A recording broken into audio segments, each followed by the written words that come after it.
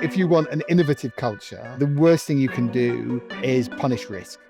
Because if somebody takes a risk and it doesn't work out and they immediately get punished, why would you take another risk? Why would you put yourself out there? I spent 32 years at Unilever. This isn't a small company. This is a company we're in 60 markets. How do you encourage the behavior that you want to see in the organization by creating this incredibly psychologically safe space, an environment where you could talk openly and honestly and be welcomed for giving that feedback rather than judged?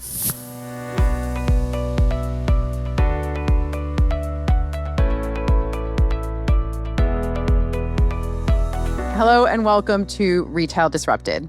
Today's episode is brought to you by the Richmond Retail and E-commerce Directors Forum. I'll be chairing the event in April, and once again, we have a fantastic lineup. Kicking off the event are Rami Bhatia, the CEO of Morrisons, and Phil Hackney, COO of Matalan.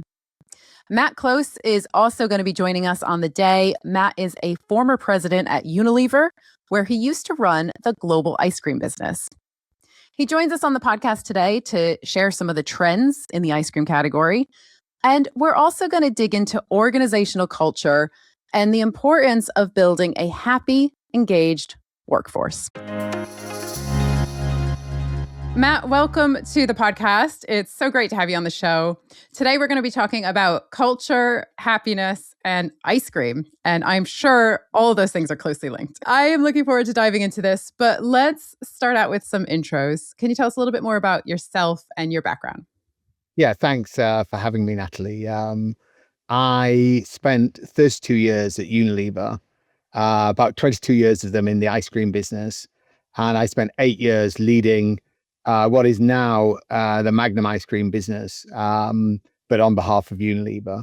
And in that time, built the business from about 5 billion to 8 billion, drove value creation, drove the brand portfolio. And I came to the realization that if you want to sell a product that is intrinsically about happiness and about making people feel good, you have to have an organization that's also happy and about the people in your organization feeling good. So that's the genesis of this conversation. I should say I left Unilever at the end of 2023, and I'm now an independent advisor. Great. And so you mentioned, you touched on the spinoff, the demerger right off the bat, which I think is helpful because for those of our listeners who are maybe not following the FMCG space so closely, it is worth calling out that it's an eventful time for Unilever. And it was the world's largest ice cream business until literally, I think it was just about a month ago, when the division was spun off to create the Magnum ice cream company.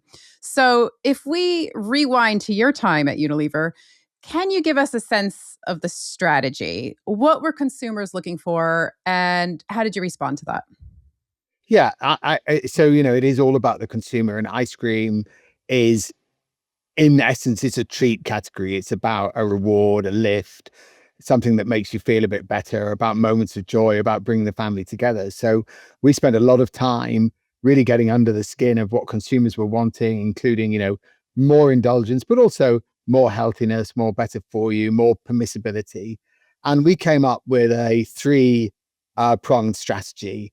The first thing we talked about a lot was premiumization and really building brands like Magnum and Ben & Jerry and Talenti in the US and Cornetto in places like China and India, and really making those brands stand out, stand for something, and driving up value in those brands all the time, making them better and better and better, and therefore commanding more of the market, but also commanding more profitability. The second thing we talked about a lot was digitalization and really building a very digital business. And I think, every company, of course, talks about that, but we had, some very specific angles. Of course, there's a program around marketing and consumer engagement, but we saw digitalization as a massively important feature in working with our retail base. So, whether it's being fast into e-com, very fast into quick commerce, or importantly for that company, it had 3 million ice cream cabinets that were unconnected to the digital world. And we started to connect them up. And that helped retailers enormously on stock management, on how you merchandise, what went into the cabinets, and the data that it throws off obviously makes you a much better business if you can harness that data. And the third thing we talked about, it's this horrible word, but we talked about channelization. So we were very focused on driving market growth where there was the fastest consumer adaptation. So we talked about out of home consumption, on the go, where consumers were really looking for an impulse purchase, and where again value and margin lay. But also, and I know we'll come on to talk about it, e-commerce and quick commerce, and how you use those emerging retail channels to really grow the business and connect better with consumers and their desires. The business was all about being innovation driven, innovation in the portfolio, innovation around consumer needs, as I've touched on, and innovation with and for our retail partners. And we underpinned all of that with a very clear point of view on culture. Actually, it has been proven, not just by us, but by academics and by a lot of people who study business, that happy teams deliver higher and more consistent performance. So we wanted culture around happiness, not for the sake of the category, but because we believe that it drove better performance in the long term. Great. So you've touched on a lot of points that I do want to dig into. I want to come back to quick commerce in a second. And then later on in our conversation, we're going to dig a little bit deeper into this idea of employee centricity and having happy staff is key to offering a fantastic product and a fantastic customer experience. So I do want to come back to both of those things. I think ice cream is such an interesting category. I think there's also the seasonality here. It's definitely not seasonal in our house. I think my kids would strongly disagree with that statement. But that's another sort of consideration, I suppose, that's unique to the category. And then also, it's one of those categories that's very driven by promotions. So again, my husband's really strict. He won't let the kids get Ben and Jerry's unless it's on sale, and it often is on sale. So it is one of those really interesting categories. And I'd love to just dive into the portfolio that you used to run, because Unilever had some real powerhouse brands when it comes to ice cream. We touched on Magnums, Ben and Jerry's, Walls, Cornetto. I imagine there's going to be some degree of self-cannibalization when you have such big brands. But I'd love to know, as a huge multinational conglomerate, how do you manage this and sort of keep these brands differentiated enough when at the end of the day, they are competing for the same freezer space and the same shopper attention? Yeah, so we started with really trying to understand what market were we operating in. And I always talked about the fact that we weren't operating in the ice cream market. We were really operating in the broader sweet treats and snacking market. So you already widen the opportunity for growth when you think about snacking in its widest form. And then and most CPG companies will have this, you have a very clear needs segmentation, and those needs aren't just about the physical needs. In ice cream and snacking, we talked about gut feel or hunger feel. We talked about those moments of bringing the family together, but there are also emotional needs. Rewarding myself if I've had a bad day, rewarding myself if I've had a good day. And we also talked about occasions. So you're basically taking a needs model that looks at physical, emotional, and occasions, and then you map your brands onto that, and you try and bring your brands as far apart as possible. And that's the task of the marketing teams, is to really make sure that each brand stood for something significant in the category, was emotionally resonant, connected through culture with consumers. But the job of the retail teams was then to work out, well, how much of this do I bring, and to which customers? So a brand like Ben and Jerry's naturally has a more in-home consumption bias, so it's much more around groceries and food stores. And a brand like Cornetto is a real on-the-go brand, where you're really about, am I in the out-of-home locations, and have I got the right portfolio of formats to meet different consumer needs? So from a mini Cornetto all the way through to really filling, sort of gut busting Cornetto for hungry teens. So that's the job of the marketing and the retailer teams, to really play in that very broad snacking sandbox and then differentiate the brands as much as possible. Yeah, so interesting. Let's talk about quick commerce. You mentioned it earlier, and it's such a hot topic. And I think, I guess it's like, firstly, how do you define quick commerce? Because originally we started out with it being sort of 10 to 15-minute delivery, which, of course, the economics of that were never really going to stack up. So, I mean, the way I look at quick commerce, I think it's anything under an hour. That would be my take. And I think it's interesting when we think about ice cream. I mean, we've all experienced, on a hot summer day, you don't want to traipse to the supermarket in the heat. And now, because of quick commerce, it's just a couple of taps on your phone and you get it delivered to your door. So I imagine that's been quite a big growth area for the category. I'd love to get your thoughts and hear the impact that it's had on impulse categories like ice cream. Yeah, we used to dream about getting ice cream into an arm's length of desire, for consumers. So, in my early career, I spent a lot of time plotting out, in a town, in a postcode, how do you make sure that you have your Wall's ice cream cabinet in the right location, that consumers don't have to walk too far. But of course, there's a physical act in going shopping, and even when you're thinking about in-home consumption, you have to have done the shop, have ice cream in the freezer in order to then have one. We always knew that ice cream consumption was very expandable. So it's very triggered, it's not just a seasonal business, it's also triggered by events, by occasions, by who you're with. So as we saw e-commerce start to talk about sort of 24-hour delivery, we started to dream about, but what will happen in the long term? And I think we had the foresight that quick commerce would move to, the 20-minute delivery. And it depends where you live. I've had ice cream delivered to me within 7 minutes of making the order, not because I was a president of ice cream, but we would often test ourselves in team meetings on who could get an ice cream fastest to the front door. And so we thought about, how do you enter a totally new retail channel? And quick commerce tended to be new players in the market. And one of the things I think we realized was, you can't ask the team who are currently servicing the existing retailer base to also create the headspace to innovate in a totally new retail channel. So we found some of our best operators and we gave them the freedom, the budget control, and the brief, if you like, to explore this opportunity and see how far they could take it.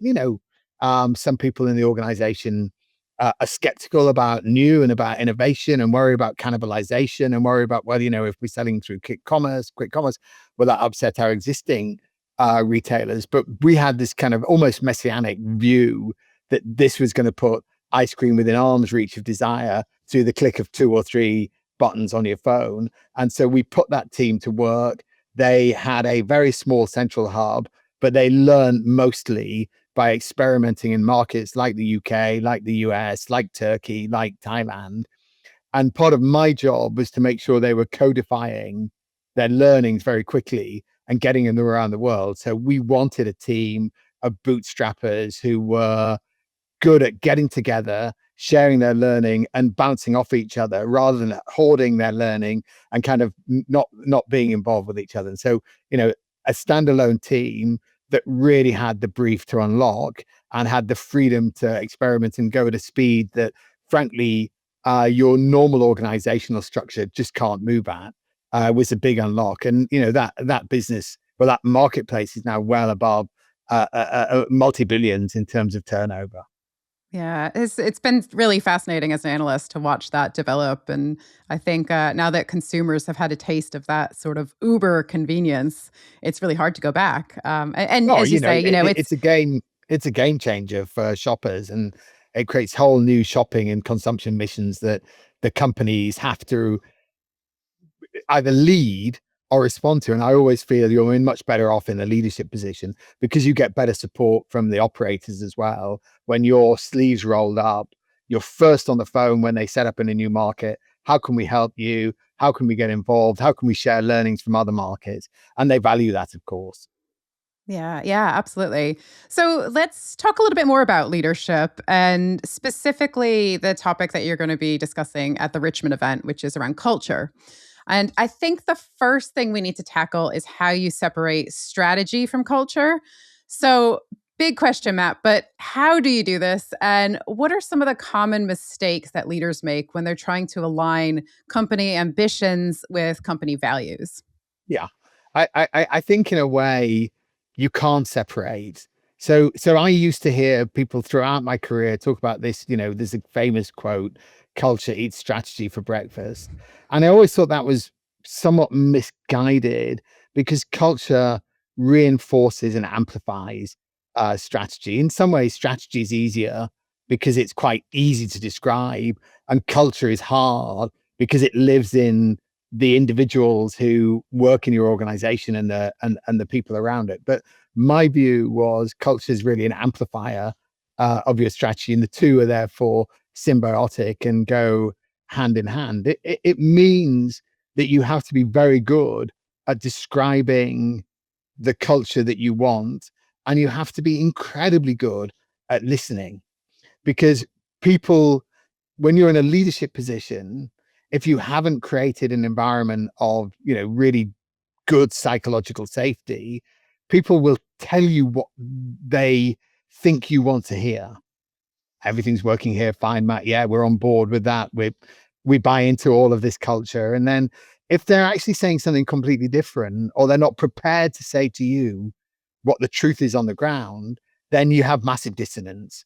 So I always thought that you had to be very good at describing what you wanted, and then you as a leader and you as a broader leadership team had to be the most authentic and brilliant role models of that which you're asking for, which doesn't mean you have to be perfect. You have to talk a lot about your own imperfection. We talk in business a lot about authenticity, and I think it's sometimes a misunderstood phrase, but authenticity is really vulnerability and the willingness to say, look, I've tried this, it didn't work. I'm coming at this from this point of view. I used to talk about my childhood. I used to talk about how I'd grown up in the organization. I'd talk about role models. I'd talk about why I was trying to achieve what I wanted to achieve. And then I would do a lot of listening to see if it resonated. So I think part of the trick is really thinking about culture like a brand. And when you think about a brand, you have to build a proposition, you have to build great communication around it, and you have to repeat that communication ad nauseum through memory structures that really, trigger a fast response. And you want to think about culture in the same way that you think about a brand. What's the storytelling in the organization? Where are you doing the storytelling? Who's doing the storytelling? And how well are those stories coming from the organization up and into the organization and across? So not easy to do, but really rewarding. We describe culture as caring, connecting, and valuing people, and I'm sure we'll come back to that. But if you didn't, if you couldn't describe what that meant, and you and as a leader you don't live it, then you can't expect to get the outcome you're looking for. Yeah. Yeah, having that clarity and making sure that everybody understands the culture, and then I guess consistency is probably the second half of that. I think both of those things are important. And I mean, a lot of what you said is just, yeah, it's just sprung a lot of thoughts. Last year we had Hash Lada, who was now the former CEO of Jigsaw. Yeah. And I interviewed him for the podcast, and then he spoke at the event as well. And a lot of what you're saying really it sounds very, very similar to his key points around authenticity. And again, that not meaning that, it doesn't mean perfection. It means that you are vulnerable, that you are seen as a human. So I know Hash talked a lot about showing your human side and showing those imperfections and how that really resonates. So really interesting to kind of hear your take on it. And I wonder, I guess, when it comes to implementation, how do you actually go about doing this? Like, how do you truly build a people first approach? You have to start actually by really listening into the organization and finding out where you are. So if you don't know where you are, but you know where you want to head to, you don't really know your start point. So, you've got a vision of what you want to be. and how you want to be and who you want to be as an organization. But you've also got to understand, where am I? So you actually do a lot of insight work and a lot of research. You look at inside your organization the same way you look at your brand, or if you're working with retailers, you're always benchmarking, and and you're trying to understand, how do they see me? Where do I rank in my category? And then a lot of it is about describing what you want and living what you want. So I think your point about consistency is really, really important. What I would look for is where there was dissonance, where people said one thing but did another. My father, God rest his soul, used to say, but son, do as I say, not what I do. I thought, well, Dad, that doesn't work. And this, do as I say, not what I do, is the biggest destroyer of your vision of culture that you can imagine. So I think some of the things that you have to do come back to that ability to describe, an ability to role model, an ability to share and communicate this in the organization, and be, of course, prepared for the challenges that throws up. So we used to talk a lot and act a lot about creating an environment of psychological safety, an environment where you really felt that you could talk openly and honestly about what was happening, about how you were feeling, whether it's fact or emotion, and be received and welcomed for giving that feedback rather than judged. Um, so if you want an innovative culture, the worst thing you can do is punish risk. Because if somebody takes a risk and it doesn't work out, and they immediately get punished, whether it's financially or called out in meetings or whatever, why would you take another risk? Why would you put yourself out there? So we're really about, how do you encourage the behavior that you want to see in the organization by creating this incredibly psychologically safe space. It's not easy, and we I was use just these about to say words, that.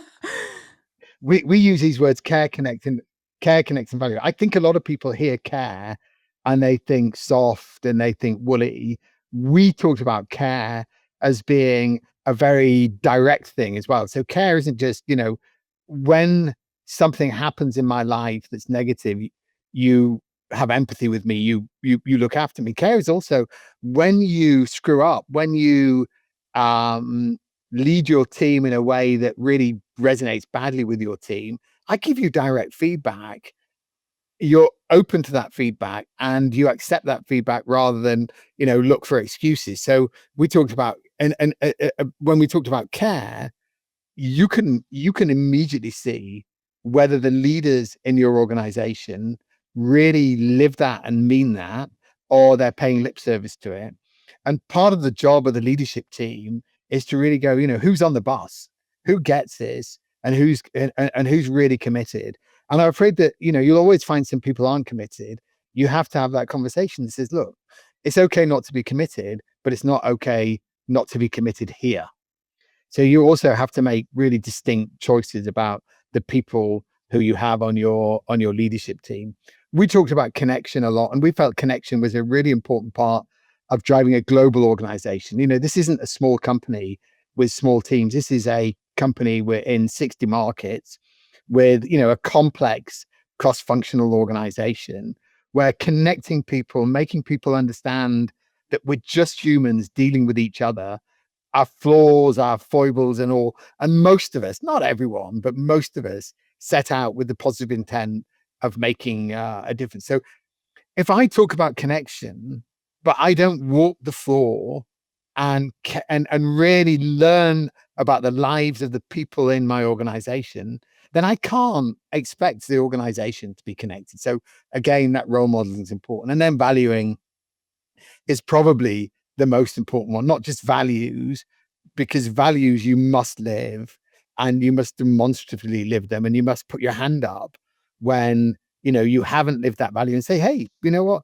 I'm not perfect, but I'm learning. And that's what you want in your leaders. You want learn it all, but also valuing people for who they are. So this for me is where I worry today that we're walking away from diversity because diversity has become a labeling thing. Diversity is about valuing people wherever they come from, whatever their background is. Because if we want to serve the widest audience in society, you have to be that wide audience has to be represented in your company. And I'm absolutely sure that the best learning organizations have the most diverse people in them who they can learn from each other. So you have to measure that. You have to share the measurements, but also you have to storytell in the organization, just like building a great brand. So you have to think about, not it can't be done in a memo. Dear, we've all lived through that. The change memo, dear team, all hands. This is how we're now going to be. It's like expecting people to love your brand after one 30-second advert. So, part of our job is to celebrate where the behaviors that you want, where the culture you want is really shown. And you get so much more out of it's Pavlovian. You get so much more out of celebrating, and people react to that and connect with that much more than, picking out bad examples. And I use a very simple framework: situation, behavior, impact, SBI. We would tell the story. What was the situation? What was the behavior of the individual or team? What was the impact? Positively reinforcing a culture that drives high performance through care, connect, and value, and that creates that happy organization. So sorry, that's a bit of a word salad, but hopefully you get the sense. Yeah, no, you've sparked a lot of thoughts there. And I think I really loved your point about diversity. I think your view is widely shared in the industry. I'm hearing that a lot, especially in our industry, in retail and in FMCG.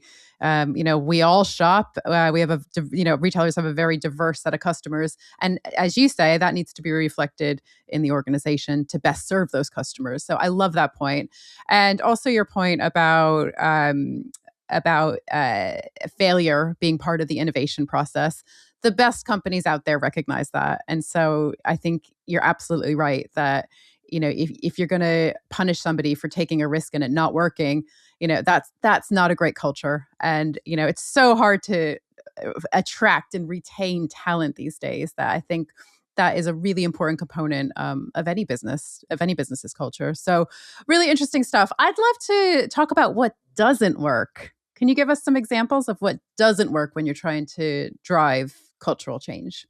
Yeah. So, I mentioned a little tongue in cheek, the all hands memo.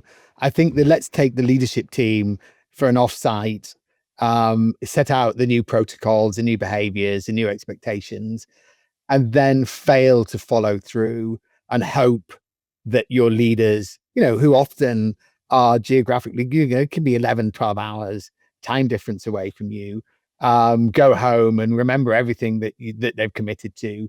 So I think that the idea that this is one touch and done really doesn't work. And I think also what I saw happen a lot, particularly in the early parts of my career, is accepting bad behavior from good performers. So, one of the things I talk about a lot is we all have an ego, and understanding our ego and understanding each other's ego, this point around connection, is really important.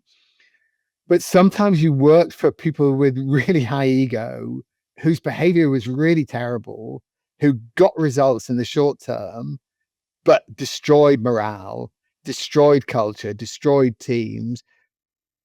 But you kept them because in some notional world, it was okay. If you set out to build a specific culture, then of course you don't want automatons, of course you don't want robots, but you can't have people who are actively working against the culture remain in your organization, particularly in a leadership position. If a leader says, look, I'm trying to change, I come from this place, I'm trying to get to that place, that's a great conversation to say. But if the leader goes home and pays lip service or no service to what you as a team are setting out to do, I'm afraid that you have to you have to act. There's nothing that poisons an organization more quickly than a senior leader accepting a bad leader. Yeah, it's a really, really good point. Matt, I have one final question for you. What structural or cultural changes have you seen make the biggest difference when it comes to turning innovation ambition into real execution at scale? I think that over my 30 odd years, I learned that you can expect your operational teams to drive incremental improvements, to innovate the way you do things, the way you build the commercial relationship with retailers, the way you work with your customers. But it's really hard to expect your operational teams to drive breakthrough in new areas for growth or for value creation. And so I'm of the school that says sometimes you have to take good people out of their day jobs in the organization and give them that challenge of finding the breakthrough, the next S curve of growth without the hindrance of worrying about cannibalization of the core business. And it's a bit easy to say, but we've seen the businesses like Kodak that didn't engage in digital photography because it wasn't their business. You need people who can help you drive breakthrough, but you need to give them very senior sponsorship.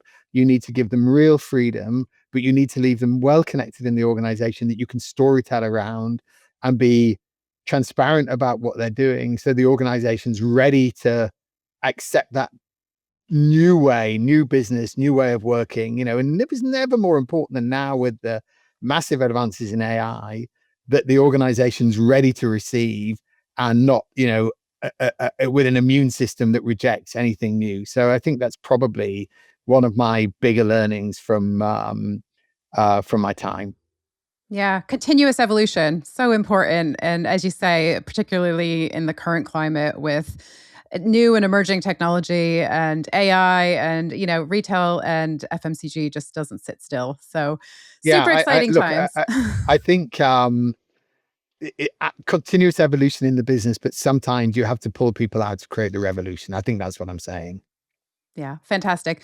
Matt, thank you so much for coming on the show. And I look forward to catching up in April. Yeah, I'm very much looking forward to it. Thank you. Thank you for listening to Retail Disrupted. If you enjoyed this episode and would like to support the podcast, please leave a rating or review or share it with others. It really makes a difference.